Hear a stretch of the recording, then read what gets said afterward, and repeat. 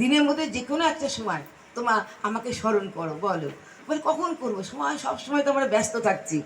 তাই গৌরাঙ্গ মহাপ্রভু বলেছিল যে সবচেয়ে মানুষকে খুব সহজ পথ দেখিয়ে দিয়েছিল যে তোমরা হরে কৃষ্ণ মহামন্ত্র, হরে কৃষ্ণ কৃষ্ণ কৃষ্ণ হরে হরে, হরে রাম রাম রাম হরে হরে। বলেছে তোমরা কিচ্ছু করতে হবে না, ধ্যান পুজো যজ্ঞ করতে না পারলে তোমরা এই মহামন্ত্রটা সবসময় তোমরা জপ করো, তাহলেও তোমাদের পাপস্মরণটা হবে।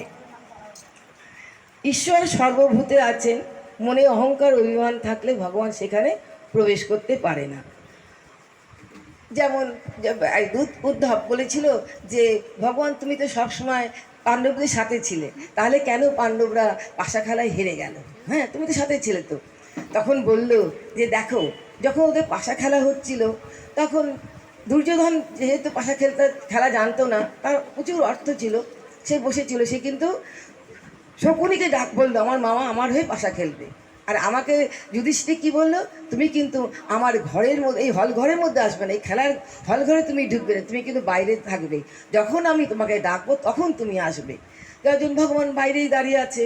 এবারে যুধিষ্ঠির পরপর হেরে যাচ্ছে, হেরে যাওয়ার পর ভাইদেরকেও বাজি রাখলো, সবাই হেরে গেল, লাস্টে দ্রৌপদীকে বাজিয়ে রাখলো। যখন দ্রৌপদীকেও হারিয়ে ফেললো, তখন দুর্যোধন বলল দুঃশাসনকে তুমি ওকে চুলের মুঠি ধরে নিয়ে চলে এসো।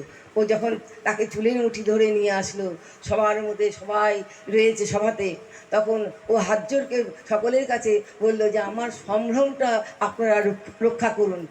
সব গুরুবর্গীয় যারা ছিল, কিন্তু তারা কেউ তার সম্ভ্রম রক্ষা করলো না, সবাই মাথা নিচু করলো।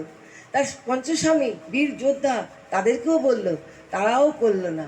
তখন সে যখন তার সামান্য কাপড় ছিল, আর যখন টানতে টানতে আর সামান্য আছে, তখন দুহাত তুলে সে গোবিন্দকে স্মরণ করলো, দ্বারকাধীশকে স্মরণ করলো। তখন সে এত কাপড় দিল, দুঃশাসন সেই কাপড় টানতে টানতে সে নিজেই অজ্ঞান হয়ে পড়ে গেল, তার সম্ভ্রম রক্ষা হলো। তখন উদ্ধবকে বলল যে দেখো, আমাকে তো তোমরা ডাকেনি, এমনকি ভীম, অর্জুন, নকুল, সহদেব, এর 4 ভাইও ছিল, তাদের কেউ আমাকে ডাকেনি। আমাকে না ডাকলে তো আমি যেতে পারি না, আমাকে তারা ডাকেনি বলে আমি সেখানে যেতে পারিনি।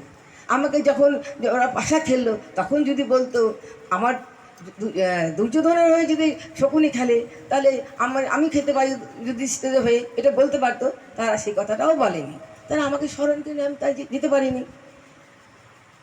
এইগুলো সেই জন্য বলছি ভগবানকে স্মরণ করতে হবে, ভগবানকে স্মরণ না করলে আমরা সে কাছে আসতে পারি না। প্রত্যেকটি মানুষের সাথে ভগবান কিন্তু আছে আমাদের, আমরা যদি তাকে না ডাকি, কখন ডাকি আমরা? হ্যাঁ ডাকি, বিপদে যখন পড়ি তখন আমরা ভগবানকে ডাকি।